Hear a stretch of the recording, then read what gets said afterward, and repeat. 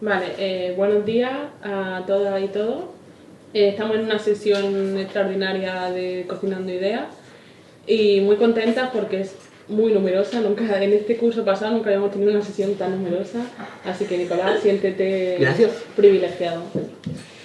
Bueno, en el día de hoy nos acompaña Nicolás Gysi, que viene de la Universidad de Chile. Él es profesor en el Departamento de Antropología y está haciendo, supongo, una estancia de investigación. Vale. Y viene a presentarnos su trabajo que se denomina Trayectorias migratorias de arraigo, colombianas y colombianos, venezolanos y venezolanas residentes en Santiago de Chile.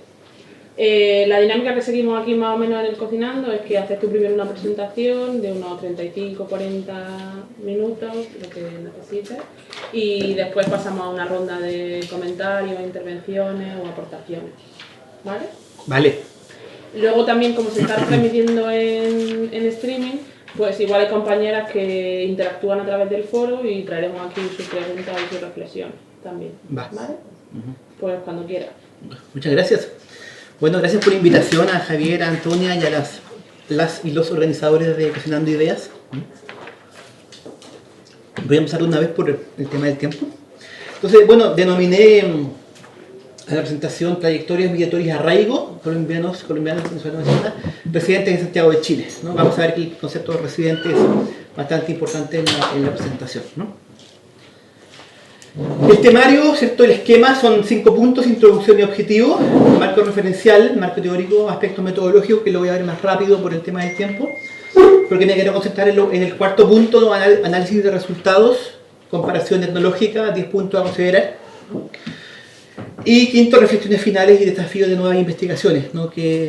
Cosas que van surgiendo en el proceso de investigación que uno dice, bueno, este tema da para un nuevo estudio, ¿no? Entrando al tema, bueno, sabemos, ¿cierto?, que la movilidad humana y la migración sur-sur, y en particular los migrantes latinoamericanos provenientes de países no fronterizos, ¿no? ¿Cierto?, no de Perú, ni de Bolivia, ni de Argentina, que han llegado recientemente durante la última década a Chile, especialmente desde el 2010, ¿no?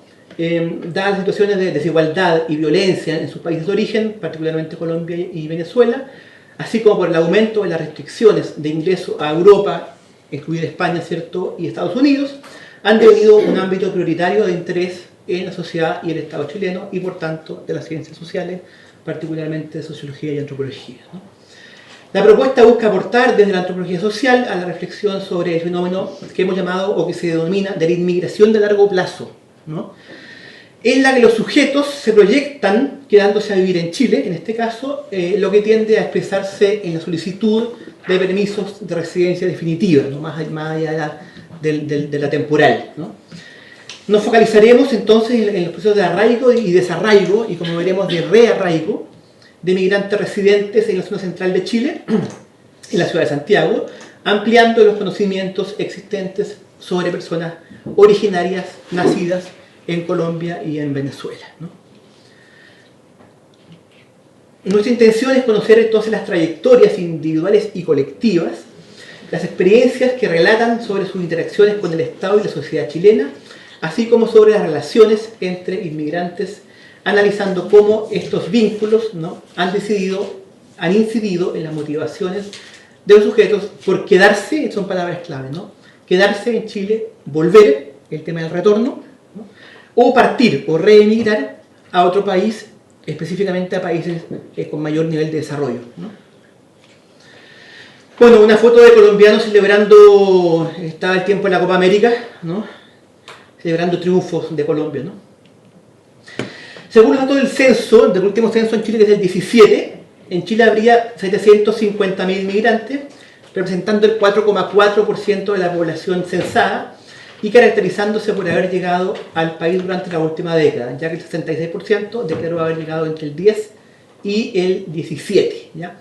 Ahora bien, de acuerdo a los últimos datos del gobierno, en Chile habría 1.250.000 extranjeros, representando el 6,6%, o sea, ya se está manejando el 7%, ¿no?, de la población total, de los cuales 750.000 han ingresado al país en los últimos 4 años. Por lo tanto, también, digamos, desde el 2015 en particular hasta hoy día ha aumentado la migración. De los 4 colectivos más grandes, 3 son de países no fronterizos, implicando un giro en las tendencias históricas, ¿no? La población más importante hoy es la venezolana, con 300.000 personas, seguida por la peruana, con 220.000, luego por la haitiana, que la vamos a nombrar al final brevemente, con 180.000, y en cuarto lugar la colombiana con 150.000, ¿no? Es de destacar que los migrantes colombianos se convirtieron en el segundo colectivo con mayor presencia en el año 2017, y hoy día es el cuarto. O sea, hay el tema de la dinámica, ¿no? La región metropolitana concentra sobre la mitad de los migrantes en Chile, siendo un 75% venezolanos y un 57% colombianos, porque también muchos colombianos viven en el norte, en Antofagasta y Iquique, digamos, ligado a temas de la minería, ¿no? Bueno, fotos de venezolanos, ¿no? Que ha habido varios momentos de reclamo, ¿no? Contra el presidente Maduro, ¿no? De este modo, el objetivo general es comprender las formas de arraigo y desarraigo en las trayectorias de migrantes provenientes de Colombia y Venezuela que residen en Santiago. El estudio también se propone confrontar, comparar las semejanzas y diferencias entre ambas nacionalidades, como también en el interior de cada una de estas, comparando según sexo, estrato socioeconómico, raza, entre comillas, ¿no? Y nivel educacional, ¿no? Como factores importantes. Marco referencial. Marco teórico, ¿no? Podemos sostener que hay 3 elementos fundamentales para pensar las posibilidades de integración social de los migrantes en el contexto de recepción, según Portes y Sou, e izquierdo de español. Uno, la cuestión del destino, en este caso los chilenos, ¿no? Sus imaginarios y acciones, ¿no? Qué tan tolerantes son, cómo se comportan, ¿no? Con los migrantes. Segundo, la política migratoria del Estado receptor, ¿no? La política y la ley, el tipo de visas que hay, etc. Y tercero, el colectivo mismo de migrantes, ¿no? Su cohesión y organización social, y por tanto, cómo se apoyan o no se apoyan entre ellos, ¿no? 3 elementos claves para el tema. Peluquerías muy típicas en Chile con mucho venezolano, dominicano y colombiano, ¿no? De este modo, el concepto de integración o su uso, como me aclaraba un poco Antonia, tiende a dar cuenta de un proceso intermediado por razones de poder impuesto desde los nacionales, ¿no? Y desde arriba, tendiendo al dominio de las estructuras sobre la agencia de los individuos y sus interacciones. Ahora bien, más allá de esta noción, así como de incorporación, inclusión y ni hablar de asimilación, queremos aquí indagar en otro concepto, ¿no? Que es el concepto de arraigo, ¿no? Por el cual entendemos enraizamiento, ¿no? ¿Cierto? Crear raíces en el lugar de destino, vínculo con el territorio, residencia estable, lo llaman en 2 palabras de Lucas, ¿no? Y respecto a este concepto, han sido importantes los aportes de Lacebo, de Lucas, Bauman y Bourdieu, entre otros, ¿no? Estos 4 antropólogos o sociólogos, ¿no? Los que dan cabida a las propias experiencias y evaluaciones, subjetividades, imaginarios y prácticas, así como a las emociones y decisiones de los inmigrantes, esto es, sobre quedarse o no en el nuevo país donde están residiendo. Ese es el tema de arraigo, ¿no? O sea, me quedo o no me quedo, ¿no? Son diversos los tipos de desarraigo que pueden afectar hoy a los individuos a lo largo de su trayectoria, y por ello, ¿cierto?, la idea de futuro y de buena vida también son parte de este proyecto, que elaboran, y Apaduray en particular entiende por futuro o por una antropología del futuro, conocer, ¿cierto?, la imaginación, la anticipación y la aspiración de los sujetos. Provee orientación en la vida cotidiana. Debido a guerras, conquistas, desastres naturales, megaproyectos mineros y o desempleo, los sujetos y comunidades pueden quedar sin el hábitat originario, ¿no? Sin hogar, como Sassen, Edson, sin Estado, Buter y Spivak, ¿no? Sin identidad cultural y sin empleo, ¿cierto? Hay otros autores importantes, ¿no? Por lo que consideramos como vínculos raigales, ¿ya?, el colectivo de origen o la nación y o la etnia, ¿no? La familia, la profesión o el oficio, el empleo y la adquisición de propiedades, ¿no?, de bienes, así como las amistades, los vecinos y las organizaciones locales, ¿no? Estos distintos componentes del arraigo los podemos inicialmente, aquí da una propuesta mía, ¿no?, asociar y clasificar en 3 categorías, ¿no? Uno, el estado-nación de nacimiento, en particular el colectivo de origen, nación y o etnia, aspectos culturales, regiones, paisajes. En segundo lugar, que creo que es lo más importante, el individuo y su trayectoria. Muy importante la vivienda, el tema del domicilio, la familia, amigos, redes sociales nacionales e internacionales, profesión, empleo, propiedades y aspiraciones, ¿no? Y en tercer lugar, la sociedad de destino, el trato a los colectivos de migrantes, la demanda laboral de sus profesiones y oficios, la convivencia en los barrios con los vecinos, en este caso chilenos, ¿no? Bueno, ahí otro momento de encuentro colombiano por el Día de la Patria, que es el 20 de julio, o por la celebración del Carnaval de Barranquilla, que es en febrero, ¿no? Una de las aspiraciones de los inmigrantes es el rearraigo, y este concepto lo ha trabajado muy bien Edson, que vive en Colombia, ¿no? Pero es haitiano de origen, yendo más allá del momento de tránsito, del in-between, como dice Baba, ¿no? Del estar entre dos territorios, ¿no? El rearraigo se articula con hospitalidad, en dos palabras, buen recibimiento, ¿no? Entendido como la construcción de un lugar para poner fin al no lugar, como diría Ollé, entre otros antropólogos, ¿no? Planteándose la construcción de un futuro, Apaduray, logrando una buena vida y una nueva ciudadanía, que vamos a ver como un tema importante, ¿no? Finalmente, la distinción de Ogbu entre minorías voluntarias e involuntarias puede tener efectos en la disposición de arraigo. Las minorías voluntarias son ciertos inmigrantes que llegan por propia voluntad, con cierto optimismo acerca de sus posibilidades de movilidad social, de movilidad ascendente, y las minorías involuntarias o de tipo casta, esto le llama el autor, tienen una historia de esclavitud o conquista y de discriminación negativa, ¿no? De lo que se deriva un pesimismo con respecto a sus oportunidades en la sociedad de destino. Entonces vamos a ver si nos sirven o no estos conceptos, ¿no? Aspecto metodológico, muy rápidamente, una triple opción metodológica. Uno, el relacionalismo metodológico, más allá de los agentes y la estructura. Este es un shopping, restaurante colombiano. También el 2, el análisis comparativo cualitativo, ¿no? Y 3, una tercera opción, la etnografía multilocal o multisituada, aunque sea dentro de Santiago, pero en diferentes comunas, de Marcus, ¿no? Dado este triple punto de partida, la unidad de análisis son los individuos y las redes de sociabilidad que van constituyendo en la vida cotidiana los inmigrantes, ¿no? Bueno, eso se encontraba mucho en los pósters y lugares de micro de buses. En Santiago se encuentra mucho, ¿no? En que hay ofertas de empleo muy informal, ¿cierto? Y dice entre medio extranjeros con visa temporal o definitiva. Y el sueldo, 300.000 pesos chilenos, que es más o menos algo así como 400 euros, ¿no? Que es más o menos sueldo mínimo en Chile.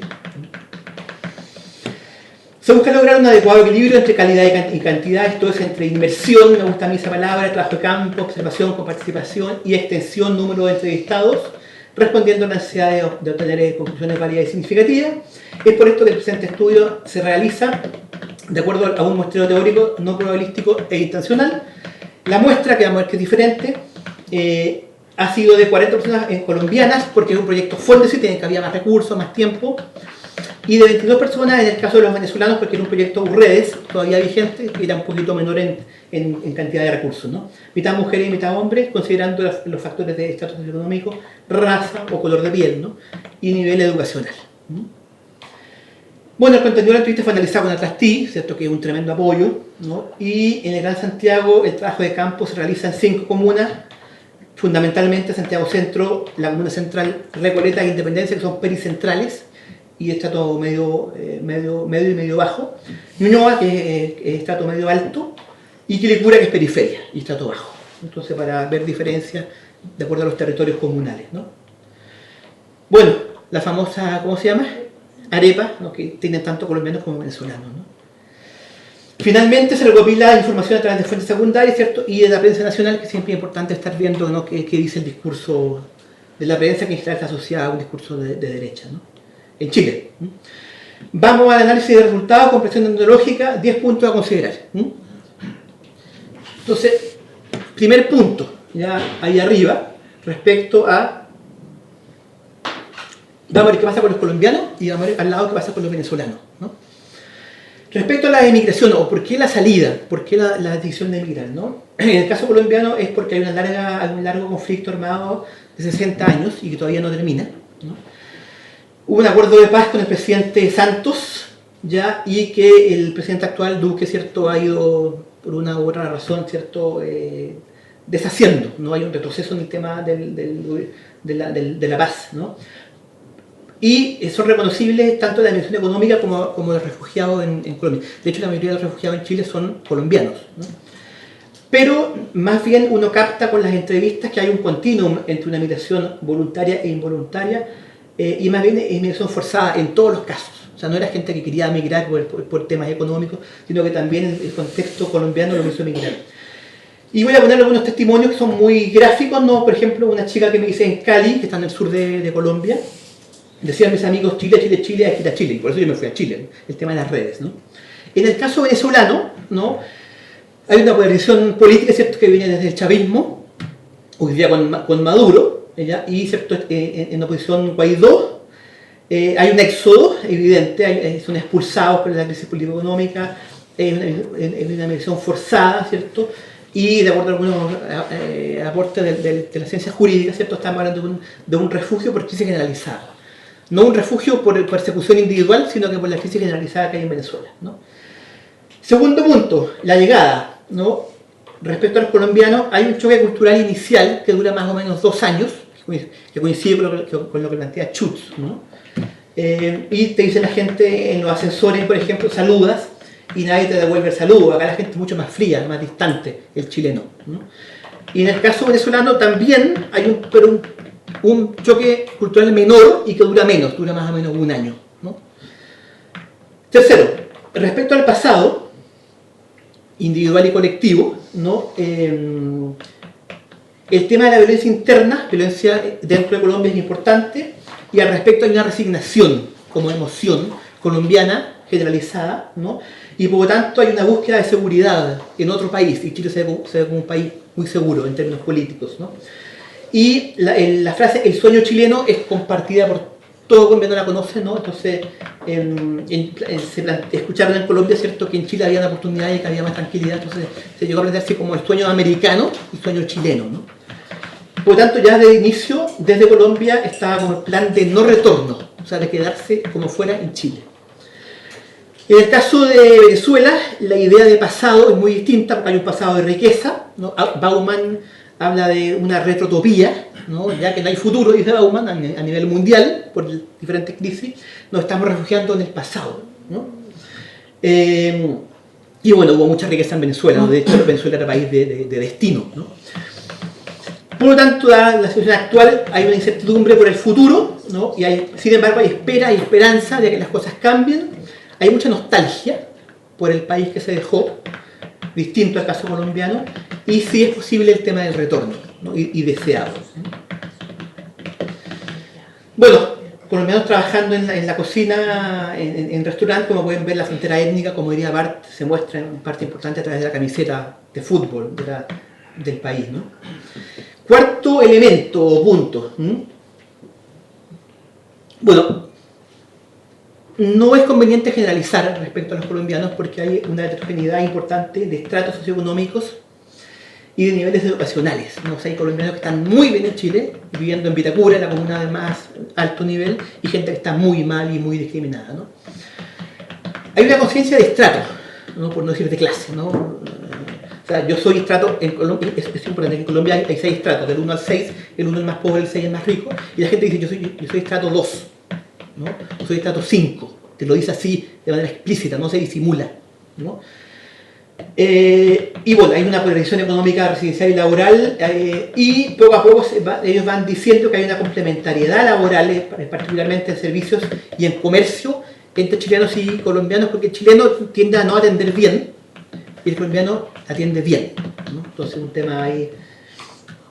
Ejemplo, la mayoría de los bogotanos, ¿no?, que se vienen son gente con estudios superiores, pero el caleño de Cali, la mayor parte de la gente de Cali es como los de más bajos recursos, como las peluqueras, ¿no? Nosotros las peluqueras, dice, los que trabajan en la construcción, todo ese tipo de gente. También hay, pero digo que la mayor parte de la gente que se viene es como la gente 2, o sea, gente de estrato medio bajo, ¿no? En el caso venezolano, en cambio, hay un predominio hasta el día de hoy de estrato medio y gente muy calificada, y a veces muy, muy calificada, ¿no? Y también hay una movilidad socioeconómica ascendente. Sin embargo, le dicen, ¿cierto?, hay que empezar de cero, dicho muy común también entre los venezolanos, y hay una buena integración social, pero ponen como problema, digamos, hay una alta competitividad con chilenos y con migrantes de otras nacionalidades, y el costo de vida en Chile sería muy caro, sobre todo en Santiago, ¿no? Haga secretaria y recepcionista en un centro médico, allá era la jefa de una empresa. Aquí soy una empleada más. Te vas a encontrar mucho con venezolanos que eran empresarios, ingenieros. Eso les causa mucho problema a los trabajadores chilenos, ¿no? Porque tienen que competir con personas que ese es su nivel de trabajo. Entonces el jefe te ve a ti como preferencia, a la venezolana, versus el chileno. Es un tema bien interesante ahí que puede ir generando roces, ¿no? Quinto tema, o punto, los colombianos están estereotipados, en particular los hombres como narcos, ¿no? Y también algunas mujeres como prostitutas, ¿no? Son estereotipos bastante fuertes, ¿no? Y en particular es discriminado el afrocolombiano. Yo diría que hay neorracismo, más que racismo clásico, ¿no? Sexualización de la mujer, y por lo tanto hay una vulnerabilidad y búsqueda de reconocimiento. O sea, el colombiano no se siente reconocido, siente que su nacionalidad es mal mirada, ¿no? Y las mujeres valoran las relaciones de género más igualitarias. ¿Cómo bajo ahí? ¿Se puede bajar o no? Sí. En Chile, digamos... ¿Cómo que te baja un poco la tabla, no? La tabla. Para poder ver el siguiente. Allá a la derecha está. Ahí. Muchas gracias.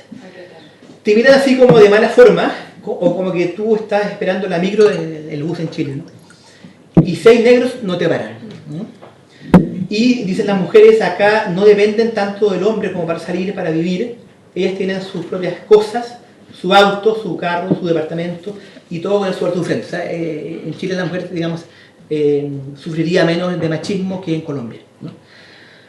En el caso venezolano, no son discriminados en Chile, aclaro, porque sí han sido discriminados en Perú, en Colombia y en menor grado en Ecuador, pero en Chile no, eso es lo particular, ¿no?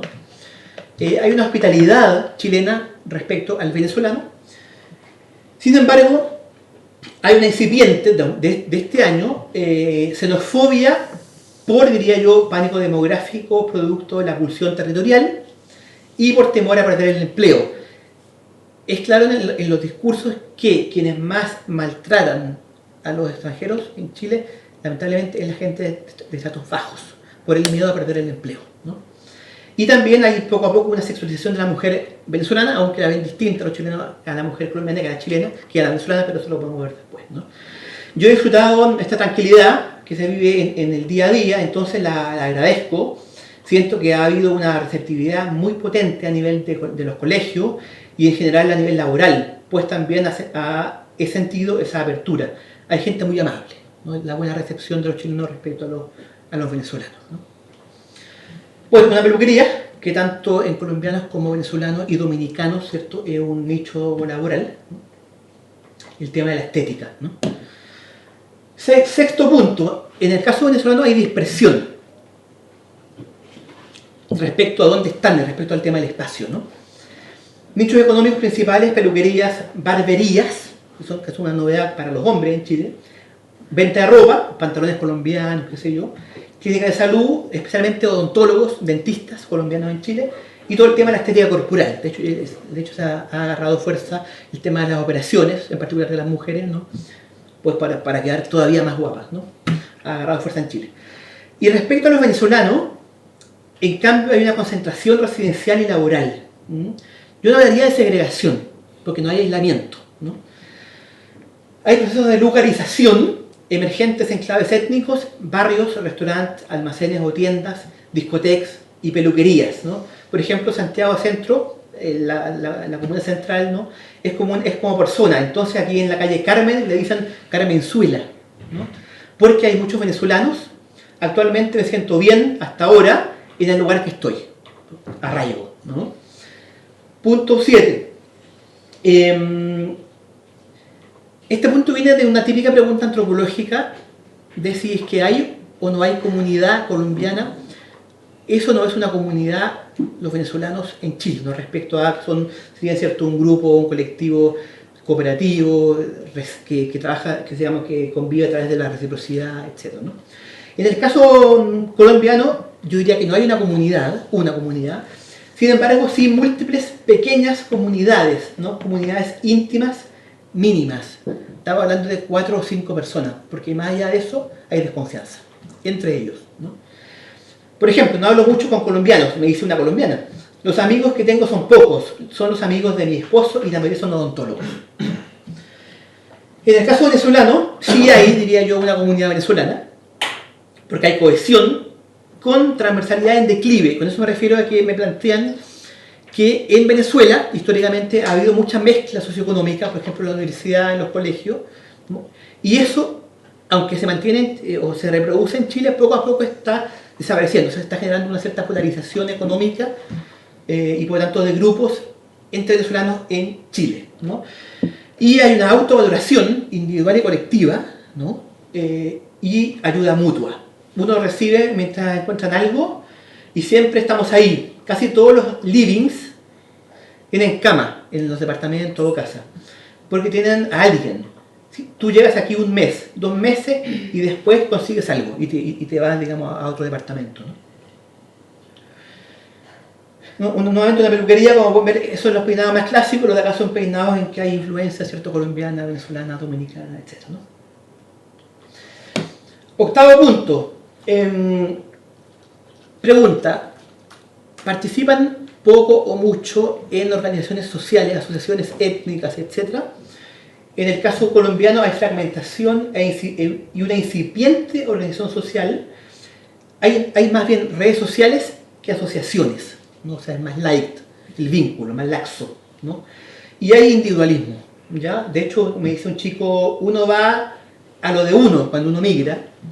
Primero yo, segundo yo, tercero yo, y por si acaso otra vez yo, ¿no? Este es un chico que trabaja, se dice en Chile como mozo, ¿no? En un restaurante atendiendo a la gente, ¿no? Y en el caso venezolano sí hay organización social, por ejemplo, asociaciones como Asociación Venezolana en Chile, que está en internet, e incluso hay un periódico venezolano, que yo siempre lo leo cuando voy a restaurante venezolano, se llama El Vino Tinto, que alude un poco a la importancia del vino tinto en Chile. Y eso nos recuerda a Anderson, ¿no? El tema de la comunidad imaginada, ¿no? Como uno de los elementos que conforman nación, dice Anderson, es el tema del periódico, ¿no? De la lectura, estés donde estés, del diario, ¿no? Punto 9. Yo diría que más que transnacionalismo, yo diría que en el caso colombiano sí hay transnacionalismo, ¿cierto? Que es una perspectiva que está de moda y una buena moda intelectual, ¿no? En los últimos 30 años hay transnacionalismo. En el caso venezolano yo diría que no, que hay más bien diáspora, ya me explico, ¿no? Hay lo que yo llamaría un hibridismo cultural asimétrico entre chilenos y colombianos, por este tema de que vemos la cultura colombiana, ¿cierto?, de manera un poco despectiva. Sin embargo, el colombiano se quiere chilenizar, entonces ellos mismos hablan de los chilombianos, ¿no? Me gusta lo chileno y a ellos les gusta que uno mezcle lo colombiano con lo chileno. Eso de participar en las actividades chilenas, yo las disfruto, ¿no? En el caso venezolano, hay más bien un mestizaje cultural simétrico, ¿no? Porque no se sitúan ellos, ¿no?, como una sociedad o como un grupo o como un colectivo que está en una situación minoritaria, discriminada en Chile, ¿no? Por lo tanto, la idea de chilenización no les gusta, de asimilación, no les interesa, digamos. Incluso se plantean como una duda si nacionalizarse o no. O sea, una cosa, ¿cierto?, es lograr ciudadanía, lograr derechos sociales, y otra cosa es pedir la nacionalidad chilena. Porque está todo este orgullo por ser parte de Venezuela. Y más bien una diáspora que está en el nacionalismo porque ellos como que han cortado los vínculos con Venezuela y quieren retornar a Venezuela en el futuro próximo. Entonces es típico de una diáspora, ¿no? Y punto 10, ¿no?, respecto al tema de la disposición de arraigo. Yo diría que en el caso colombiano hay arraigo de largo plazo, ¿ya? Hay un rearraigo y los puntos fundamentales o los factores fundamentales son, dependiendo de la estabilidad económica, yo hablo mucho de meta, mi meta es tal, ¿no? Y en segundo lugar, el tema de las experiencias o no de discriminación negativa. Y en tercer lugar, la importancia de los hijos en la escuela, ¿no? O sea, si yo tengo hijos en escuela, en alguna escuela, claramente ese es un elemento que me arraiga, ¿no? Y yo diría que es más importante, ahí me pongo un poco materialista, el tema de la estabilidad laboral que el tema de la discriminación. O sea, si yo no tengo empleo estable y además me discriminan, pues puede que piensen en el retorno, ¿no? Me siento como una chilena más, este es mi país, el día que me muera daré todo, donaré todos los órganos posibles y ya listo. Mis hijos están acá, seguramente moriré aquí. Es que es digamos, el testimonio más evidente, ¿cierto?, de arraigo, ¿no? En el caso venezolano hay un desarraigo temporal, ¿no? Y yo diría que hay un arraigo de corto plazo, ¿no? Hablo de corto plazo, 5 años, ¿no? Porque hay ambivalencia sobre estar acá, volver o irme a otro país. El rearraigo está condicionado por aspiración de trabajo en la propia formación, en lo que es un problema el tema de la convalidación de títulos, ¿no? Es importante también un mayor espacio de residencia, donde pueda vivir una familia, porque los primeros 2 años suelen vivir hacinados, ¿no? He sido 6 venezolanos en un departamento de 50 metros, ¿no? Y adquisición de bienes, en particular adquirir una vivienda, para lo cual hay que pedir un crédito en el banco, etc. Junto a un paulatino mestizaje venezolano-chileno, ¿no? Ejemplo, o sea, hasta ahora sí. Lo que pasa es que el tema de emigrar es un proceso de rehacer una nueva vida, de conseguir un grupo, ¿no?, de socialización. O sea, ya empiezas a establecerte en un país que era lo ideal que uno quería hacer en Venezuela, ¿no? Te graduaste, comenzaste a un trabajo, te compraste un carro, un departamento, montaste un negocio, hiciste una familia, viajaste, también como un deseo individual. Entonces, hacer todo eso fuera de mi país no es sencillo, ¿no? Conclusiones, reflexiones finales y desafíos de nuevas investigaciones, ¿no? Se observa a través de los datos que no hay una determinación entre integración y arraigo, ¿no? Podríamos pensar incluso que se da una cierta contradicción entre integración y disposición de arraigo en las trayectorias de unos y de otros. Me explico. Los colombianos solo son tolerados, o sea, no son bienvenidos, ¿no?, por los chilenos y se quieren quedar, ¿no? En cambio, los venezolanos tienden a ser bienvenidos, el tema de la hospitalidad, y sin embargo están ambivalentes frente a las posibilidades de futuro. Puede que retornen o que, ¿cierto?, logren una nueva ciudadanía en Chile. Es que al estar los colombianos vulnerables, prima una lucha por el reconocimiento, como diría Taylor, entre otros, ¿no?, siendo relevantes las diferencias de raza, de estrato social y género. Y al estar los venezolanos integrados, hay una búsqueda de bienestar, dudando de si ese sueño de una buena vida se logrará en Chile o en Venezuela, la ambivalencia, ¿no? En los primeros, en los colombianos, hay una herida abierta, ¿no?, por la memoria de violencia y presente de crisis en el proceso de paz en su país, produciéndoles sentido el permanecer en Chile. En los segundos, en los venezolanos, hay una temporalidad suspendida, ¿no?, un sentimiento de vivir un estado de transitoriedad que tiende a confundir los pasos a seguir. Entonces preguntan, ¿me quiero avecindar en Chile? ¿Me quiero domiciliar, tener un domicilio estable en Chile o no? De este modo hay que distinguir entre las imaginaciones y los haceres o las prácticas de los venezolanos en Santiago. El imaginario los ubica en Venezuela, en un futuro próximo, pero los haceres los conducen a trabajar día a día para estar mejor en Chile. Esta ambivalencia se representa en un dicho compartido por los venezolanos que es: estamos mal, pero vamos bien. Considerando también la situación de la comunidad haitiana, que también la he trabajado en menor medida en Chile, y creo que es importante considerarla hoy día, podemos visualizar que la sociedad chilena está otrificando u otrerizando de distintas maneras a cada uno de estos colectivos, a partir de distinciones jerarquizantes, lo que está generando efectos en la discusión de arraigo. Los haitianos tienden a ser excluidos en Chile, quedando subalternizados, ¿no? Surge la pregunta con Ogbu, ¿corresponde a una minoría involuntaria? Porque sí hay pesimismo y retorno de algunos. De hecho hay un plan humanitario que hizo el gobierno chileno para que retornen los haitianos a su país, solicitado por una organización de haitianos, ¿no? Y como diría Ogbu, hay un posible desarrollo de diferencias culturales secundarias en quienes se quedan. O sea, podrían haber diferencias secundarias que se opongan, que generen un conflicto cultural con chilenos. Los colombianos tienden a estar vulnerabilizados, son mal vistos, especialmente por chinos pobres, ¿no? Dificultándose su incorporación. Pregunta, ¿puede que nos sirva el concepto de fricción interétnica clásico de Carlos Oliveira, este antropólogo brasileño, ¿no? En la trayectoria de los afrocolombianos, ¿cierto? En particular cuando suman, ¿cierto? Se refuerzan interseccionalidad, el tema de la raza negra con el trato bajo, ¿no? Se asemejan a la de haitianos en el tema de los afrocolombianos, siendo las barreras más difíciles de superar, lo que lleva a pensar, ¿cierto? en el primer tema de Ocupo, ¿no? Los venezolanos tienden a ser acogidos, logrando movilidad social y ascendente. Hay un optimismo respecto a su estatus futuro en Chile y dudas sobre si adquirir la ciudadanía y sobre todo la nacionalidad chilena. ¿Será o no será pertinente el concepto de minoría voluntaria? Me lo pregunto, ¿no? Un ámbito que se ha indagado en Chile, que no se ha indagado, son las relaciones interculturales o interétnicas, ¿no? Entre los inmigrantes, así como el mantenimiento o no de fronteras étnicas, BART, ¿no?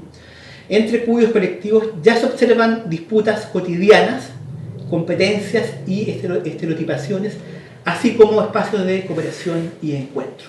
Y termino con lo siguiente.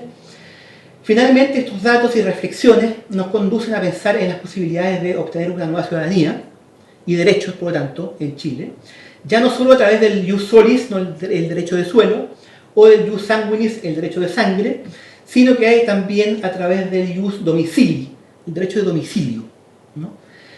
De la residencia estable, del tener domicilio, ser vecino y sentirse arraigado en Chile. El futuro de los inmigrantes, esto es una escuela ahí trabajando con profesores colombianos. Gracias.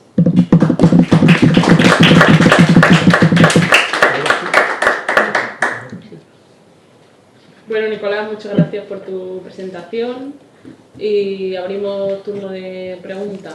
Lamentablemente no se está pudiendo retransmitir por streaming la sesión, luego colgaremos el vídeo, entonces no habrá preguntas en la red, sino que la intervención... Aprovechamos más entre nosotros, ¿no? Estamos más relajados.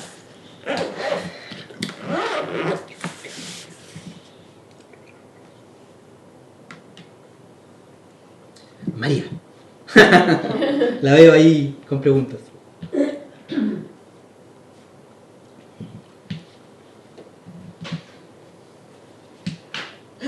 Bueno, como si da vergüenza estando yo. Y ya sabéis que me tengo que ir. Gracias por quedarte.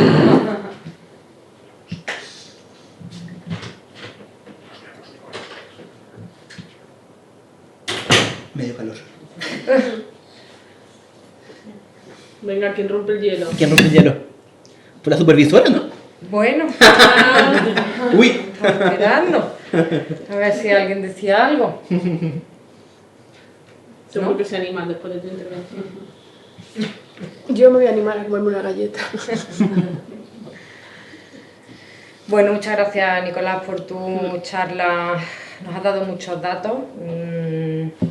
Yo reconozco que, bueno, conozco un poco la realidad chilena. Es cierto que muchas de las cuestiones que nos has contado, pues casi que sobre todo a nivel de descripción de esa diversidad de datos, de composición de procedencias y demás, pues bueno, es la primera vez que me aproximo a este contexto. Me parece que nos has dado, bueno, pues un trabajo que tú bien nos dices que está en curso, con un diálogo importante con teóricos y teóricas muy diversos, algunos más trabajados, otros menos. Ya hablábamos el otro día como, bueno, trataba de pensar en Ocupo, esa idea de la minoría voluntaria o involuntaria, de manera que pudiese a lo mejor dar luz sobre algunas de las cosas que te estabas encontrando. Y aunque hemos tenido ocasión de hablar en alguna ocasión sobre esta cuestión, pero sí que te pediría que si nos puedes aportar más sobre por qué te decides a bueno, debatir con la idea de arraigo, mencionas también rearraigo, en el sentido de qué puede aportar a las críticas que ya sabemos que supone la categoría de integración como proceso, las limitaciones que tiene, y sobre todo trayéndome el concepto al contexto de España. Han mencionado a De Lucas, que trabaja desde una perspectiva jurídica, filosofía del derecho. Para mí arraigo es un concepto que utilizo más o que he leído más en términos jurídicos, ¿no? Que cómo lo estás pensando o cómo crees que podría ayudar a ese diálogo, a la idea de integración, pues bueno, que ha sido tan discutida o que estamos discutiendo, pues porque presenta limitaciones. Eso por un lado, por si podemos avanzar más por ahí, que creo que es algo que está abierto y que puede dar a que discutamos. Y por otro lado, lo mencionas poco, pero el otro día también lo comentaste, y en el turno de preguntas también salió. Lo que pasa es que estábamos ya terminando y no llegamos a profundizar, no ha venido Eliseth. La idea de neorracismo que tú tratas de incorporar, que creo, y aquí tenemos varias personas que trabajan racismo desde muchas perspectivas, a ver si podemos también establecer un diálogo constructivo en este sentido, bueno, pues porque es una categoría analítica, independientemente de problemática social, lucha política, etc., que nos genera a este grupo en particular, yo creo que mucho debate, por si podemos avanzar en ese sentido, porque creo que no aplicamos o que no dialogamos con esa idea de neorracismo de igual manera. Posiblemente también tiene que ver con cómo tú lo estás pensando en un contexto determinado. Que nos explique y a ver si podemos avanzar en ese sentido. ¿De una vez o...? Hacemos aportes, si hay alguno más. Sí, ¿no? Estáis tomando nota. Bueno, yo sí que quería hacer una pregunta que me da curiosidad cuando está leyendo el texto, que también lo has mencionado, el hecho de que no esté trabajada la interrelación entre migrantes de distintas procedencias. Y te quería preguntar si, aunque no haya sido trabajado, si salió en las entrevistas y ellos y ellas hablaron de esas relaciones entre venezolanos y colombianos o con otras nacionalidades que no fuera la chilena.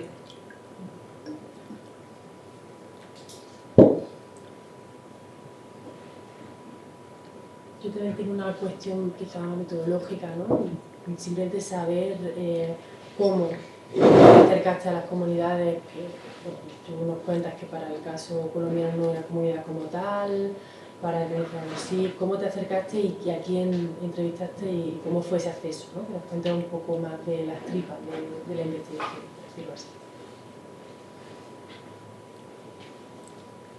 Parto, ¿no? Ya seguimos después discutiendo.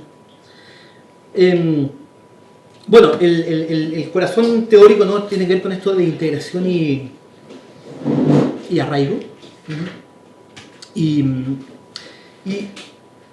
A ver, en mi primer proyecto, el proyecto Fuendesit, que era sobre colombianos y mexicanos, ¿no?, porque hay como 8.000 mexicanos en Chile, ¿no? Yo descubrí un mundo, que fue el mundo de Colombia, ¿no?, porque ya México más o menos lo conocía, ¿no?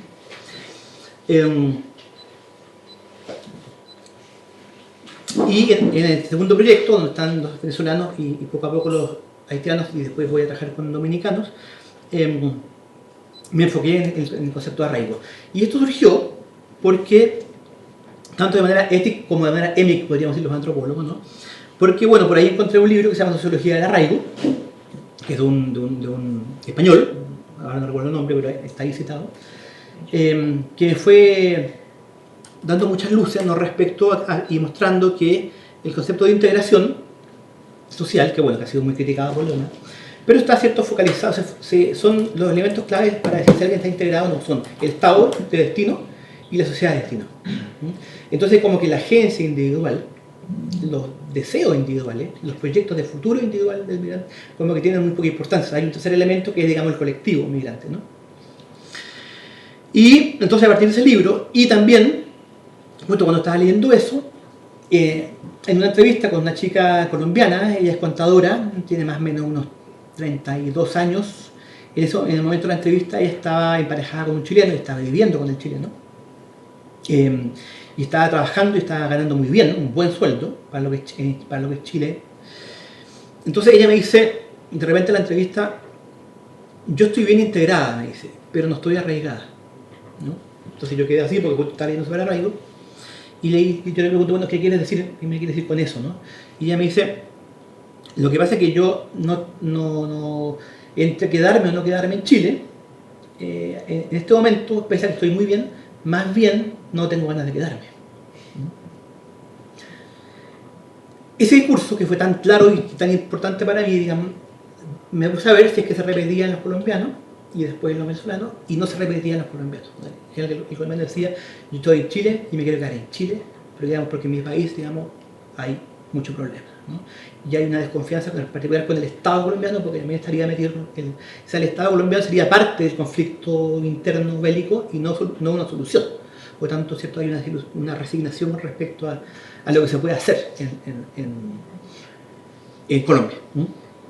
Y en cambio sí me lo encontré mucho en el discurso de los venezolanos después, ¿no? Que sí me decían un poco lo que decía esta chica, ¿no? Que yo me siento muy bien aquí, me han tratado muy bien, pero yo quiero volver a mi país, ¿no? Entonces, claro, se hizo importante esta distinción, ¿no? Ahora, por supuesto que cuando yo hablo de integración social, no me refiero a asimilación, sabemos que hay diferentes críticas, ¿no? El concepto de asimilación implica cierta pérdida de la identidad cultural propia, aculturación, diríamos, ¿cierto? Un concepto muy clásico. Sino que más bien una integración que camina hacia la interculturalidad, ¿no? Que sabemos que más bien es un sueño que una realidad, ¿no? Eso. Me leí el otro día un texto de Lucas, ¿no? En que Lucas decía que yo lo tenía más tácito que claro en mi proceso de investigación, que el tema del arraigo es muy importante porque lleva a lo que digo al final en la última frase, en el último párrafo, lleva a la posibilidad, ¿cierto?, de considerarlo como un elemento de otorgar ciudadanía y por tanto derechos, ¿cierto?, civiles, políticos, económicos, sociales a los migrantes, ¿no? Entonces él estudiaba ahí un par de casos jurídicos, ¿no? En que se proponía que si la persona que había cometido un delito podía demostrar que estaba bien arraigada en el lugar de destino, podía ser considerado un elemento, ¿cierto?, amortiguador de la pena, ¿no?, con respecto a ese delito. Y los indicadores así jurídicos o las pruebas jurídicas eran, ¿cierto?, tener un domicilio estable, ¿no? Tanto tiempo, en general se habla de 5 años, y este autor de Lucas planteaba que debían ser 3 años, ya como un tiempo suficiente para demostrar un cierto compromiso, incluso cierto emocional, con el país de destino, ¿no? Entonces es un tema que está dando vuelta en las discusiones, más que de antropólogos, de sociólogos jurídicos, de abogados, etc., considerar el arraigo, el avecindamiento, el domicilio, como un lugar, como una instancia, incluso para considerar en temas de delitos de migrantes, ¿no? Entonces creo que hay que darle vuelta. Respecto al neorracismo, cuando me contaban los afrocolombianos, ¿cierto?, que ellos no lo han pasado muy bien, porque hay este tipo de escenas, como de que el bus no les para, ¿no? Y que incluso funcionarios públicos, ¿no?, el DEM, en el Departamento de Migración del Ministerio del Interior, en la PDI, la Policía de Investigaciones, y en la frontera, digamos, los policías, o como se llaman, en la frontera peruano-chilena o boliviano-chilena, e incluso en el aeropuerto chileno, en Santiago, han, ¿cierto?, recibido un cierto maltrato, y en particular, ¿cierto?, los afrocolombianos, pero también colombianos mestizos, ¿no?, por la nacionalidad, ¿no? Sin embargo, no se refiere, como plantea Viviorca, ¿no?, no se refieren a una violencia, ¿cierto?, física y tampoco verbal en general, ¿no? No se refieren, no estamos hablando aquí de genocidio ni nada por el estilo, ¿no?, ni campos de concentración, digamos, pero sí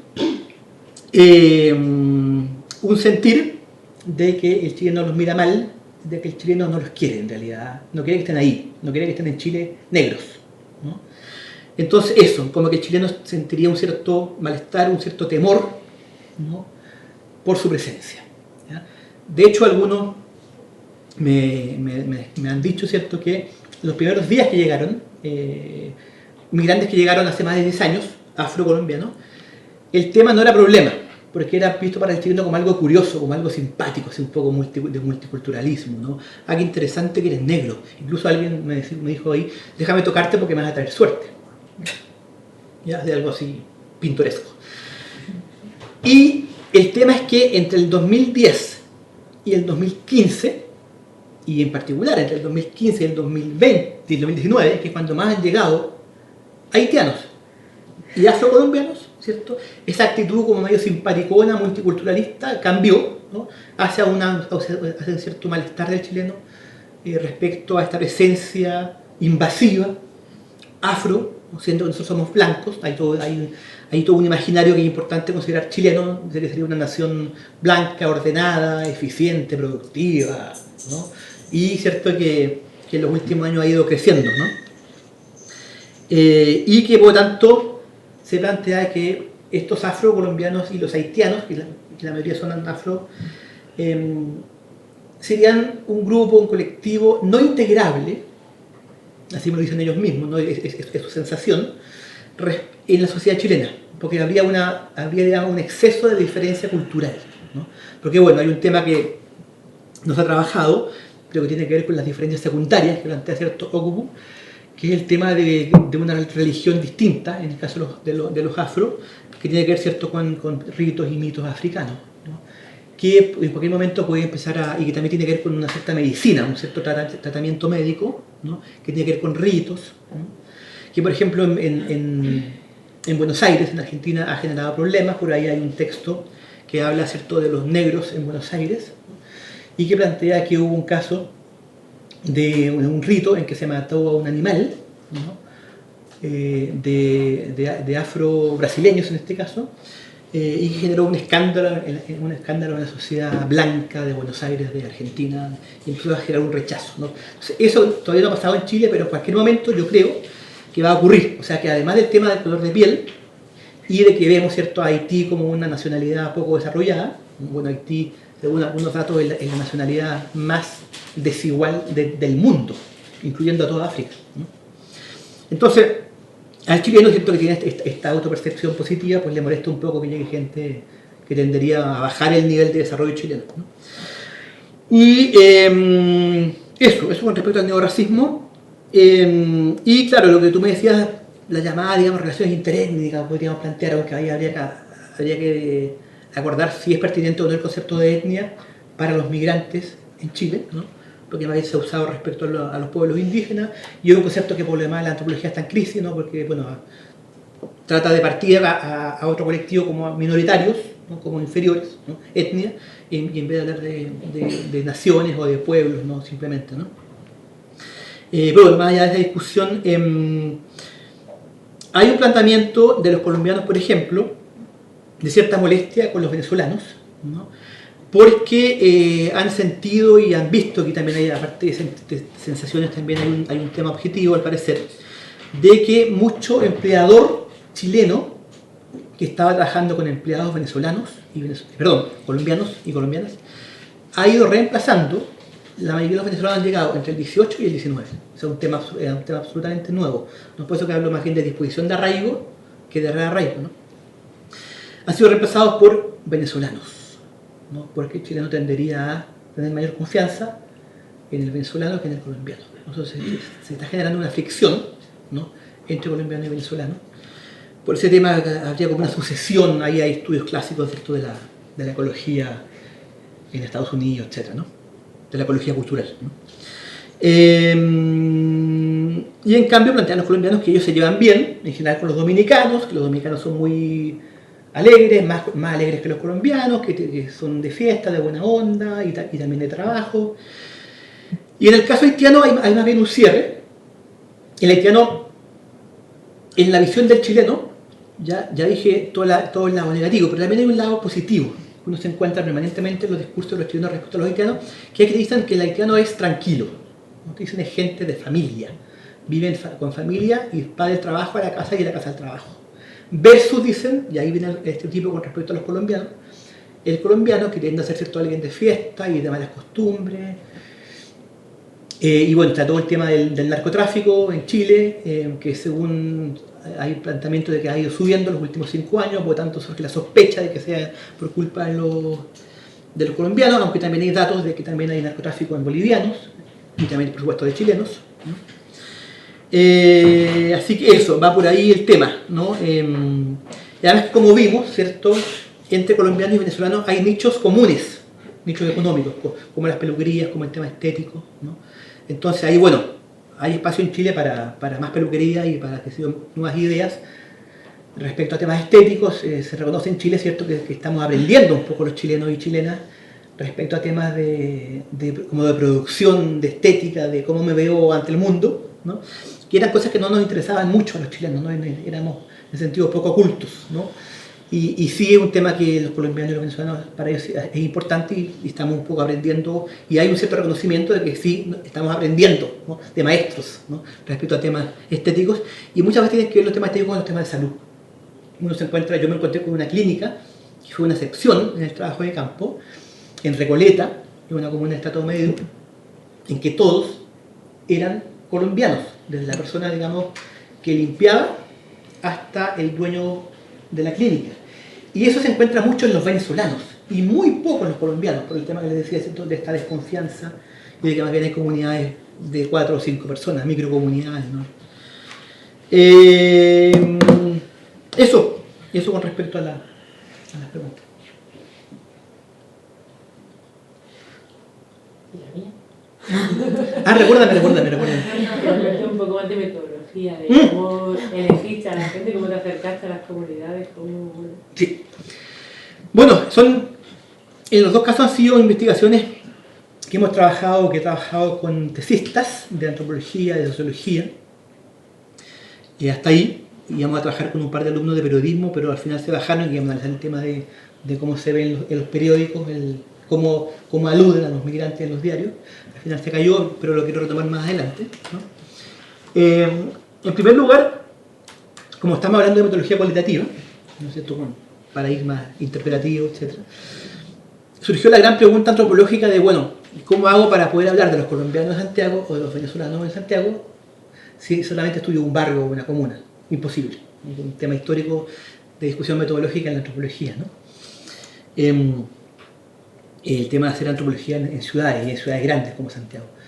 Entonces ahí lo que plantean los estudios urbanos, ¿cierto?, que es un interdisciplinario como los estudios migratorios, es que uno lo que debe hacer es elegir en la comuna central, en este caso Santiago Centro, una comuna periurbana, o sea, una comuna que está, ¿cierto?, colindante a la comuna central, que en este caso son Recoleta y Independencia, y una comuna periférica, o sea que está ya definitivamente lejos en la periferia, más o menos a 1 hora que se dio en bus del centro de Santiago, y en este caso es Quilicura, que es una comuna que se ha hecho famosa en Chile, digamos, porque hay mucha población peruana y haitiana, ¿no?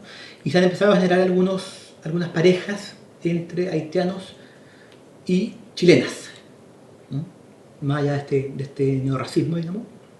Vamos a ver qué pasa en esas parejas, porque en el caso de las parejas colombianos-chilenos, que hay mucho, lo que se está viendo es que están durando 2 o 3 años y después terminan. O sea, algo pasa, digamos, será cultural o no, ¿no?, que no funcionan, digamos, en términos de una larga relación, ¿no? Entonces vamos a ver qué pasa con las parejas con haitianos, ¿no? Y bueno, nos distribuimos, ¿cierto?, el trabajo de campo y las entrevistas por comuna.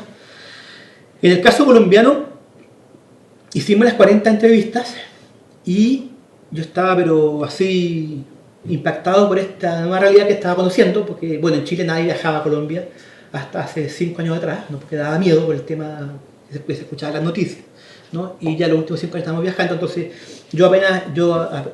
con la primera entrevista, que fue con una odontóloga, ella me hablaba de Cali, me hablaba de Santos, me hablaba de... Yo no entendía nada, digamos, siendo exagerado, porque me estaba hablando de Colombia, yo no conocía Colombia. Entonces lo primero que hice fue ese verano irme a Colombia, fui a 3 ciudades principales, para hacerme una idea, una imagen inicial de Colombia, Y después, bueno, tengo un amigo ahí, Felipe Aliaga, que estuvo aquí mismo, ¿cierto? Y ya fuimos ya hablando con él, conociendo otras ciudades, qué sé yo, y volviendo a Colombia, ¿no? Entonces ya pude entender lo que me decían los entrevistados. ¿Y qué más? Eso iba a decir. Que en el fondo decía 40 entrevistados colombianos y terminamos 150. Ya que yo puse 40 porque me pareció innecesario, porque es un poquito exagerado incluso hablar de hacer 40 entrevistas en profundidad, pero lo hicimos porque nos dimos cuenta del proceso con los ayudantes de investigación que había algunos perfiles, ¿no? Por ejemplo el perfil afrocolombiano, que estaba poco trabajado, ¿no? O sea, por ejemplo, que había, qué sé yo, de los 40, 30 eran mestizos blancos y 10 eran afro, entonces no sé, dado que la mayoría de los migrantes colombianos en Chile son de Cali y del sur del Pacífico Sur, por lo tanto hay mucho afro, no se justificaba, ¿cierto?, que hubiera sido 30 blancos mestizos y 10 afro, entonces fuimos, ¿cierto?, corrigiendo un poco esa muestra, ¿no?, para considerar los diferentes perfiles, y también el tema de los tratos socioeconómicos, etc., ¿no? Eso, bueno, y por supuesto fueron entrevistas grabadas que sí, hoy después fueron codificadas con Atrasti, ¿cierto?, que es un gran aporte para poder ordenar los datos, poder ver tendencias, ¿no?, y poder presentar los resultados en artículos, ¿no? Eso.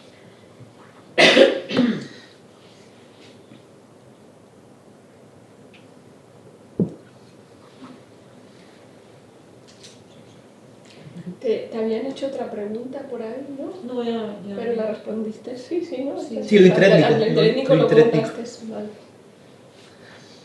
Yo tengo otra pregunta, bueno, es más una curiosidad por no conocer esta forma de categorización.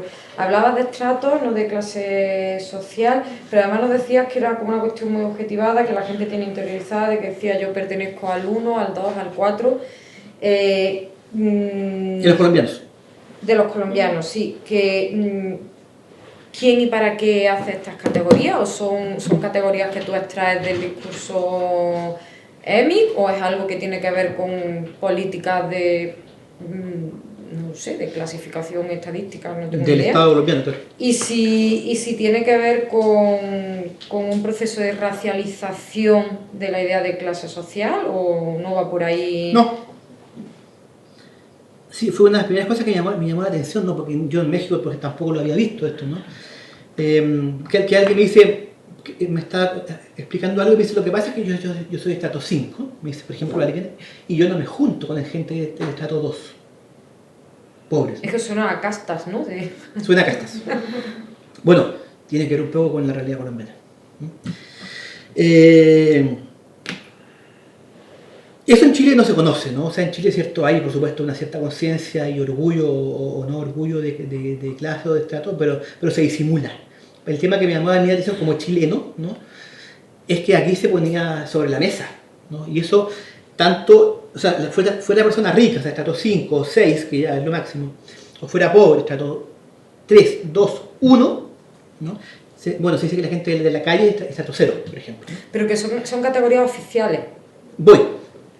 Todos lo usaban, ¿no? O sea, no era un tema de ricos o de pobres o de mujeres o de hombres, todos lo usaban los colombianos, ¿no?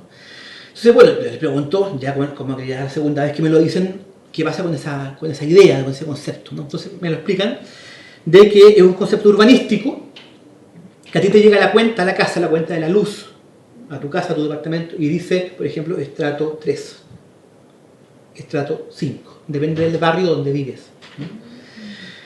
Y lo interesante en términos antropológicos, sociológicos, es que una cuestión, digamos, objetiva, urbanística, estatal,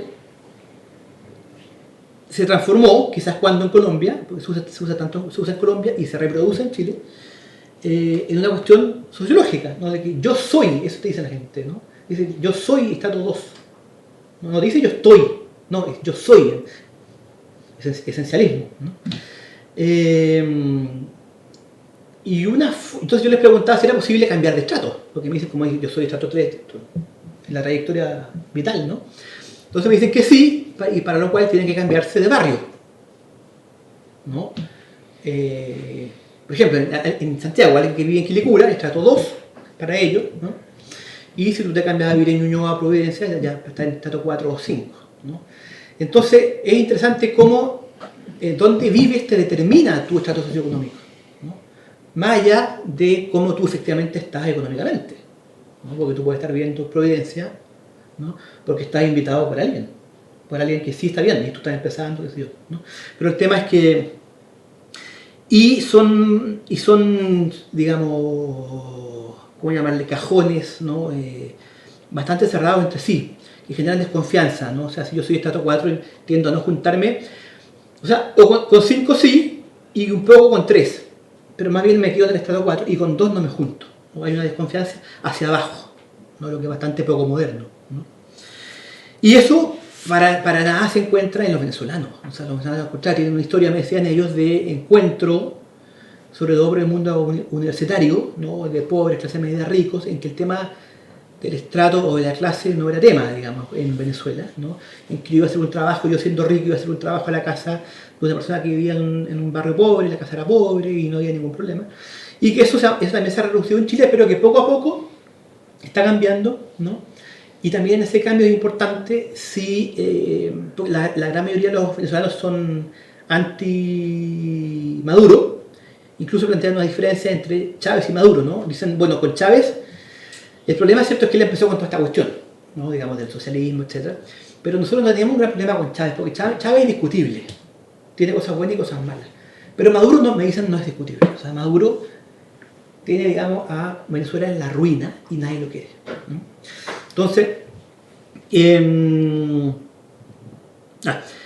en este tema, ¿cierto?, del encuentro o no encuentro, es importante también la cuestión política, ¿no? Hay una minoría, muy minoritaria, de venezolanos migrantes en Chile que son de izquierda o que son pro Chávez y más o menos pro Maduro, ¿no? Y por supuesto es una barrera inflexible, ¿no? Un anti-Maduro no se junta con alguien que es pro izquierda o pro Maduro, etc., ¿no? Y además eso fue interesante en las elecciones pasadas en Chile, en que ganó el presidente Piñera, que es centro derecha, ¿no? En que yo aprovechaba de conversar, aunque no era parte, digamos, de mi investigación, que por quién votarían ellos si que pudieran votar, ¿no? Algunos podían votar, pero la mayoría no podía votar todavía, si por Piñera o por el candidato, digamos, socialdemócrata, que ya ni recuerdo quién era. Y el 90% de la respuesta, estoy diciendo, digamos, de manera, por mi recuerdo, ¿no? Era por Piñera, o sea, por el presidente de centro derecha, ¿no? Por esta mala experiencia con Maduro en Venezuela.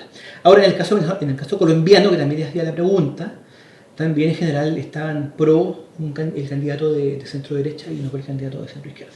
Así que, bueno, esa es otra investigación que se puede hacer con el paso de los años, ¿no? El tema de la elección política de los migrantes. Y de hecho ya la derecha chilena ya está trabajando en eso, está trabajando con los migrantes respecto a pertenencia política, etc. Y yo tengo por ahí en Facebook algunos amigos de izquierda que dicen, ojo con esto, ¿no? Que nosotros, digamos la gente de izquierda, dicen ellos, no nos estamos preocupando, y ya la derecha se adelantó. Típico, dicen, ¿no? Así como un poco bromeando, ¿no? Irónicamente con ellos mismos, ¿no? Típico que la derecha hace las cosas antes que nosotros. Entonces, ojo que hay que preocuparse para las próximas elecciones presidenciales y municipales, etc., de conversar con los migrantes respecto a cuál es la mejor opción para ellos, ¿no? Así que es un tema también a trabajar en el futuro.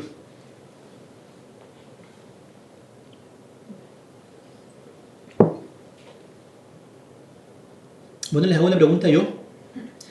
¿Qué creen? ¿Que el planteamiento y modelo de Ogbu es pertinente o no es pertinente para esta realidad?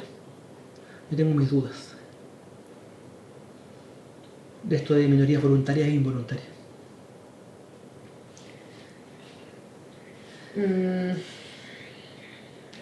A ver, es que yo no conozco la realidad chilena, entonces partiendo de ahí no podría responder de manera contundente. Claro. Lo que sí podríamos discutir es las críticas que se le han hecho al modelo de Ogbu en general, y es que a veces se puede utilizar para culpar a la víctima, quiero decir. Ogbu elabora este modelo sobre todo para explicar éxito o fracaso escolar, y a veces se podría pensar que ese fracaso escolar de determinada minoría, en este caso categorizadas como involuntarias, es responsabilidad de la propia minoría, porque independientemente de que sea voluntaria o involuntaria, se debe a su pesimismo y a que no se esfuerza lo suficiente porque piensan que no van a romper ese techo de cristal. No lo sé. Un tema de actitud. Claro, que se le podría dar la vuelta. No digo que Obu hiciese el modelo para llegar a esas conclusiones, pero que, bueno, interpretado, llevándoselo a factores individuales, podría ser utilizado para justificar precisamente lo contrario. No lo sé cómo lo veis. Sí, bueno, esto nos recuerda un poco a Oscar Lewis, ¿no? Este antropólogo famoso estadounidense que trabajó en México y también en la India, y que propuso el concepto de cultura de la pobreza, ¿no? Y que en los años 30, estamos hablando del siglo XX, y que justamente fue criticado de psicologizante, ¿no? Porque bueno, si hay una cultura o subcultura de la pobreza en México, en Estados Unidos, en la India, porque él dice que es internacional, el responsable de la pobreza sería el pobre. Entonces fue criticado por la izquierda, ¿no? De culpar a los pobres por esta cultura de la pobreza, Entonces aquí, claro, me recordó eso, ¿no? Y no es menor la crítica, ¿no? La que tú planteas. Además que Obu es africano. Nigeriano formado como antropólogo en Estados Unidos. Se ha ido el experto en Obu.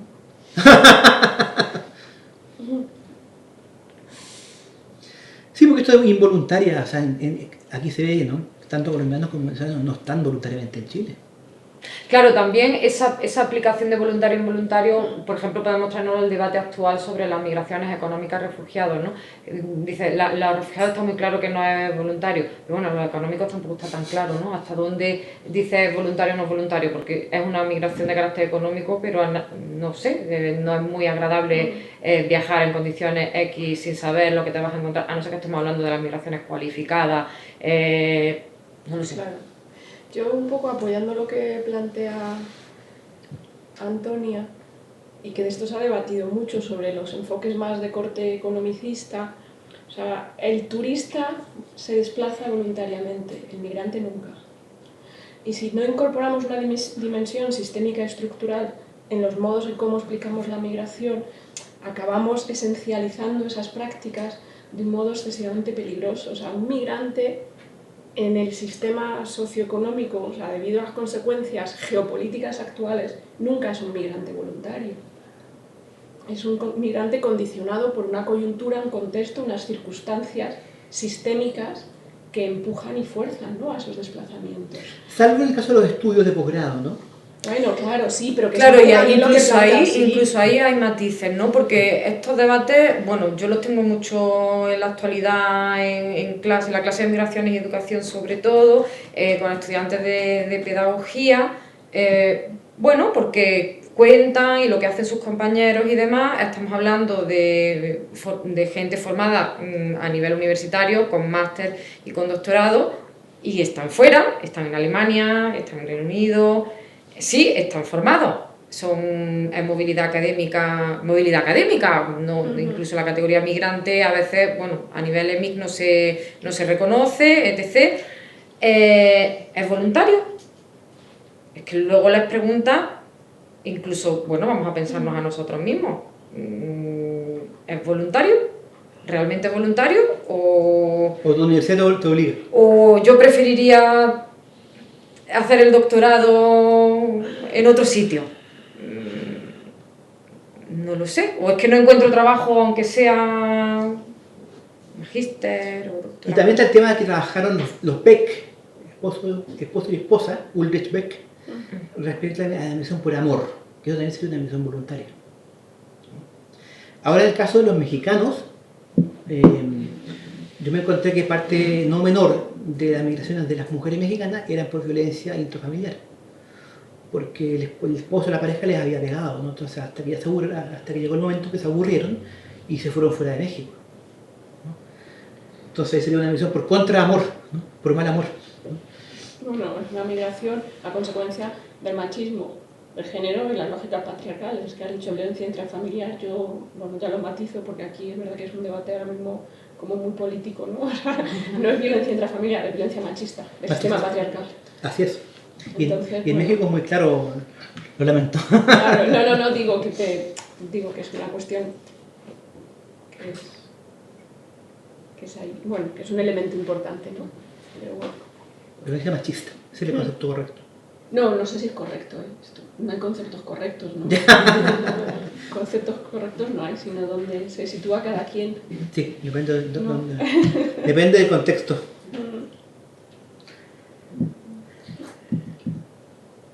¿Más intervenciones? Entonces, en cuanto a la metodología, digamos, un poco lo que comentaba María, ¿hay una distinción o no hay una distinción en la muestra respecto al color de piel o de las personas que participaron? O sea, el tono de piel no tiene, digamos, nada que ver con el arraigo que podría desencadenarse. Buena pregunta. Bueno, ese tema para los colombianos, no para los venezolanos, ¿no? Porque es que también, o sea, en las dos cuestiones, o sea, tanto para los venezolanos como para los colombianos, ¿hay alguna distinción? Porque, o sea, yo pienso y a mí me surge la duda de que haya una mejor aceptación hacia los venezolanos que hacia los colombianos. Ajá. Y que no tenga que ver ahí una cuestión racial o una cuestión de piel, pero no estoy segura si así fue, o sea, esa es mi pregunta un poco. Ajá. Si tenemos en cuenta el factor del tono de piel o eso ya no sí. Es indiferente. Sí, no, o sea, está claro que el color de piel, el fenotipo, etcétera, del migrante que llega, y bueno, yo me imagino que es importante en cualquier parte, pero lo que conozco en Chile sí es importante, ¿no? O sea, si tú eres blanco, seas del país que seas, ¿no? Y estás bien calificado, lo más probable es que Chile sea bienvenido, ¿no? Y me atrevería a decir que es un tema latinoamericano, ¿no? Por toda esta cuestión neocolonialista, ¿no? Si eres afro, negro, y además estás poco calificado, lo más probable es que no te integren en Chile, ¿no? Entonces lo que surge muy claro con los afrocolombianos, porque no, por lo menos en la entrevista no hubo afro-venezolanos, que hay, pero mucho menos que en Colombia. Los venezolanos hablan de color canela, ¿no? Que es una mezcla de todo, ¿no? Blanco, negro, pero no afro como tal. Es que ellos se quedarían en Chile, los afrocolombianos, si es que económicamente les va bien, y si es que no son discriminados de manera intensa o de manera radical, digamos, de un racismo clásico. Porque lo que surge, ¿cierto?, es narraciones de que lo han pasado mal individualmente, de buena experiencia de discriminación, qué sé yo, por ejemplo, ¿no? Me acordé de uno, de que se sube a la micro, al bus, ¿no? Y un chileno dice, uy, se oscureció la cosa, ¿no? Porque llega alguien negro, ¿no? O sea, se puso mala la cosa, ¿no? Bueno, ese tipo de comentarios generan molestia. Y hay también bromas, o sea, otro afrocolombiano me decía que el chileno hacía mucha broma con el tema, con el color de piel y con el tema del narco a los colombianos, ¿no? Pero que había que entenderlo como bromas típicas del carácter chileno, un poco, ¿cierto?, no queriendo, ¿cierto?, exagerar la mala intención del chileno, como que no hay que darle importancia, ¿no? Entonces, pues es importante la subjetividad, ¿no?, el momento de ver cuál es la respuesta de la persona, porque en general lo que te dicen los colombianos que han sido discriminados es que no hacen caso, ¿no? Y en algunos casos te dicen que han respondido violentamente, ¿no? Pero son muy pocos, ¿no? Entonces, bueno, cierro. El discurso es, en la medida en que yo esté económicamente bien, me voy a quedar aquí, si es que siga habiendo un racismo tenue, ¿no? Para que yo me retornara o me fuera a otro país, tendría que estar económicamente mal y además ser discriminado, ¿no? O sea, es más importante lo económico, ¿no?, como diría Marx, ¿no?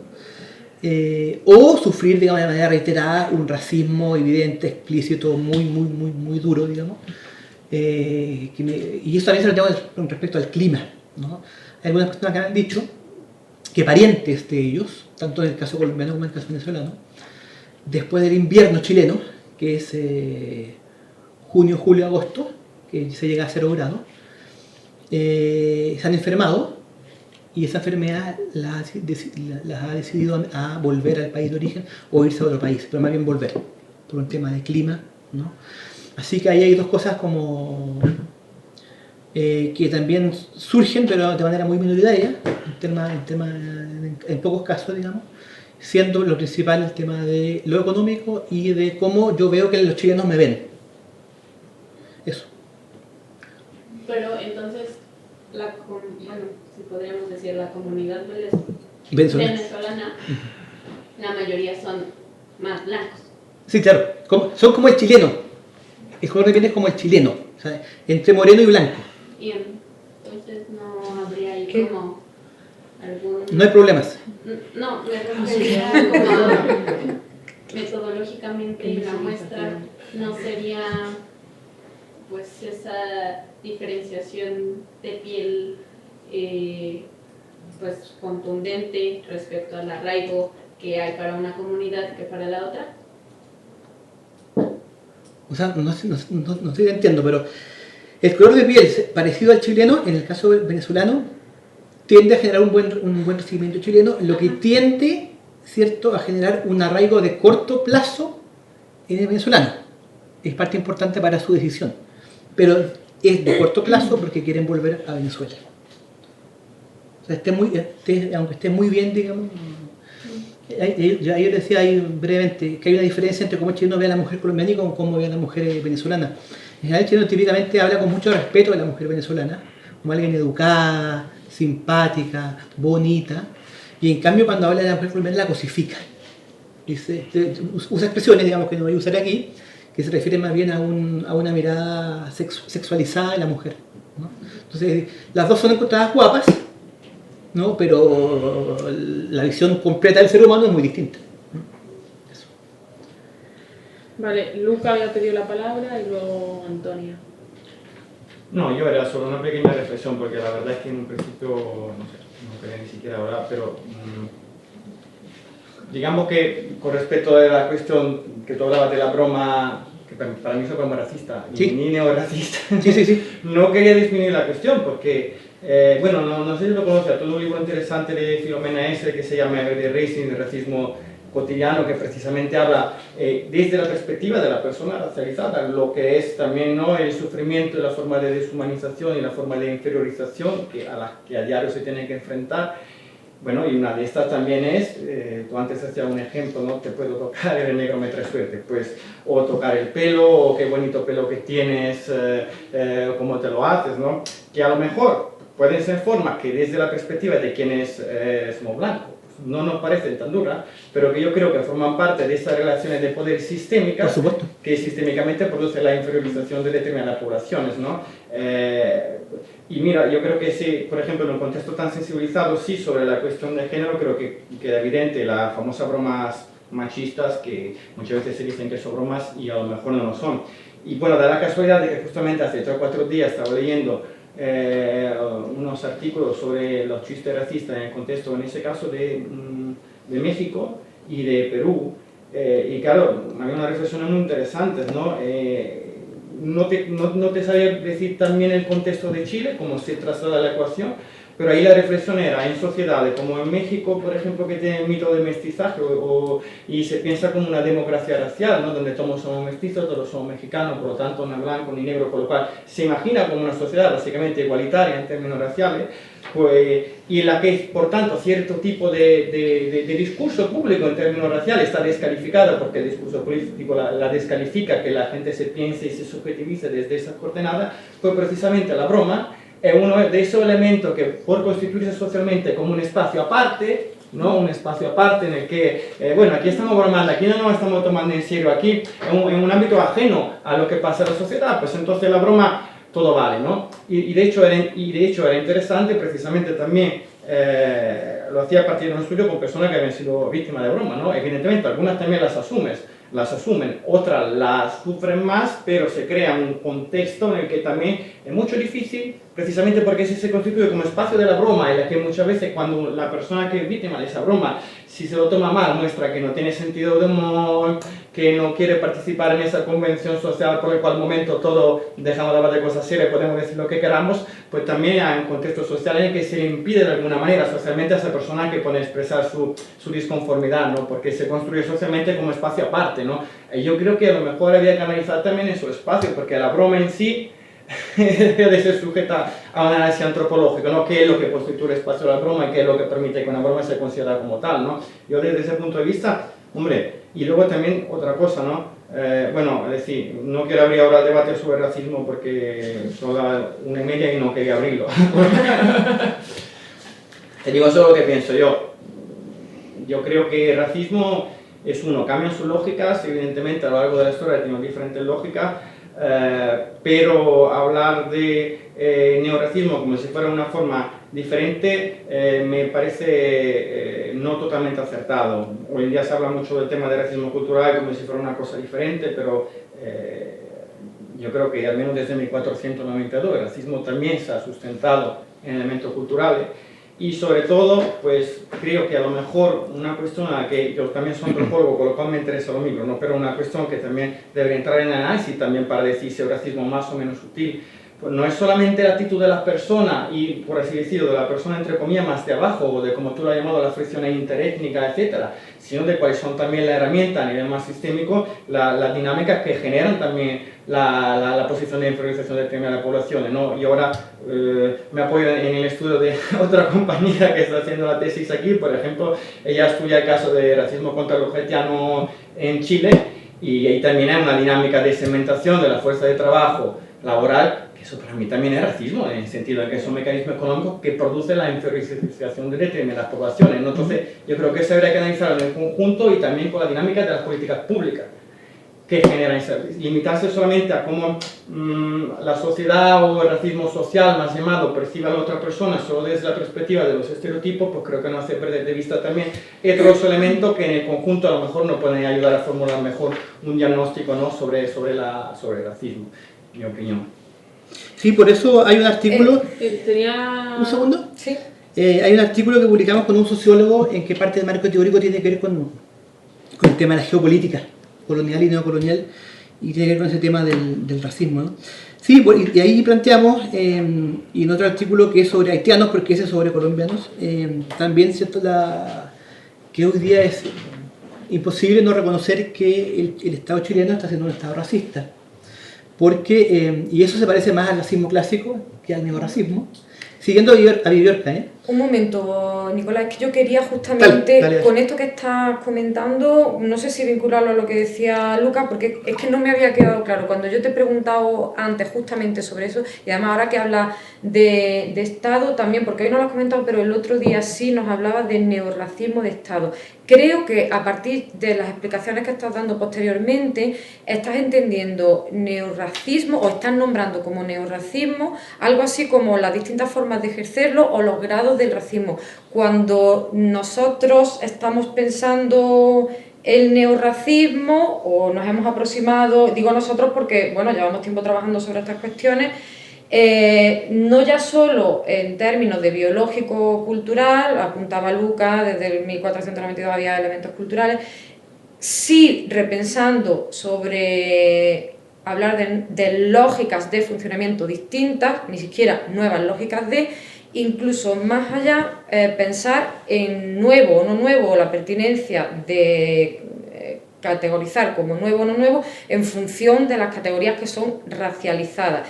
Y termino donde te he cortado, perdóname, que si eso podría explicarse con la idea que estaba lanzando de neorracismo de Estado, o a qué te refieres con neorracismo de Estado, si vuelves a la forma de ejercer los grados o tiene que ver con otras cuestiones relacionadas con las categorías que son racializadas. Sí, bueno, hay un racismo de Estado, que yo quería explicar, y hay un racismo cotidiano, ¿no? Y hay un racismo en Chile de la clase alta y de la clase baja. Lo que pasa es que son toda América Latina, ¿no? Si no son temas novedosos en Chile, ¿no? Son temas de la historia colonizadora, digamos, en la que es parte de América Latina entera. En Chile, les cuento rápidamente, ¿no? Hubo un plan humanitario, o sea, así se llama, ¿ya?, de retorno para haitianos que fue solicitada por una organización de haitianos en Chile, porque estaban muy mal, ¿no?, sin empleo hace rato, digamos, más de un año sin empleo, algunos enfermos, etc. Entonces se le pidió al gobierno, al Ministerio del Interior, porque no tenían dinero para devolver tampoco, que por favor pusiera aviones para devolverlos a Haití, ¿no?, porque estamos hablando de bastante lejos, ¿no? Y el Estado chileno, el gobierno de Piñera, ¿cierto?, aceptó, y además lo hizo muy público, lo difundió mucho por la prensa, el tema de que habían recibido esta solicitud y habían tomado esta decisión de enviar. Se han enviado hasta ahora 9 aviones de haitianos retornando, más o menos 1000 haitianos estamos hablando, ¿no? Y por supuesto ha sido muy criticada esa política, ¿no?, pero también uno la encuentra dentro de la OIM, ¿no?, como políticas posibles de retorno. Y lo que se ve, ¿cierto?, más allá del... Ahora, ojo, que ha sido una política en general apoyada por la población. Se hizo una encuesta hace como un año en Chile. Bueno, la reforma migratoria de Piñera la hizo en abril del 2018, ¿ya? Y como 6 meses después fue este tema del plan humanitario. Esa reforma migratoria, que era dura, era endurecer la frontera respecto, en particular, a los haitianos, que tenían que empezar desde ahí a pedir visa consular en Puerto Príncipe. En cambio, para los venezolanos se puso una visa llamada visa de responsabilidad democrática, lo cual generó que desde ese mismo momento han llegado hasta el día de hoy como 10 haitianos en más de un año, y en cambio han llegado más de 20.000 venezolanos, ¿no? Entonces, pues digo que es imposible no reconocer, aunque el gobierno no lo reconoce, ¿no?, de que esa reforma fue racista, porque fue, ¿cierto?, no vengan más haitianos y que sí vengan más venezolanos, ¿no?, por el tema del color de piel, entre otras cosas, ¿no? Y se hizo una encuesta preguntándole a la población qué opinaba de esta reforma, y el 85% de la gente estuvo de acuerdo con la reforma. Por lo tanto, hay un debate de racismo cotidiano. Ahora bien, termino. De acuerdo a lo que plantean los propios afrocolombianos, ¿no?, en general ellos reciben, ¿no?, un racismo tenue, y de hecho hay otro autor chileno que también lo ha trabajado el tema, ¿no? Entonces sí, yo entiendo que tenemos que discutir, ¿no?, si es un racismo disimulado, pero que en el fondo es el mismo racismo clásico, o si estamos hablando, digamos, de una actitud y un comportamiento efectivamente distinta, ¿no? Eso, y obviamente el tema de los chistes es un tema que he trabajado en el psicoanálisis, ¿no? Sabemos que cuando uno hace un chiste, por muy chistoso o gracioso que parezca, hay, en el fondo, ¿cierto?, hay una realidad, hay un significado que tiene que ver con tus creencias, con tu imaginario, ¿no? Por lo tanto, por supuesto, un chiste machista, racista o un chiste xenófobo con los colombianos, por el tema del narcotráfico, por supuesto que están hablando de gente xenófoba. Eso está claro, ¿no? No creo que haya duda respecto al tema de los chistes, ¿no? Eso.